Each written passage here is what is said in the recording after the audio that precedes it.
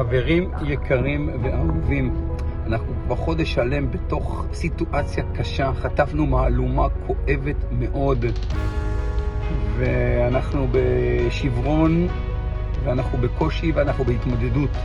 יש לנו בסוף שתי חזיתות של לחימה אחת בחזית, חיילינו מתפללים שיחזרו בשלום, אבל הם נמצאים שם להביא ניצחון, להשמיד את האויב עד תום.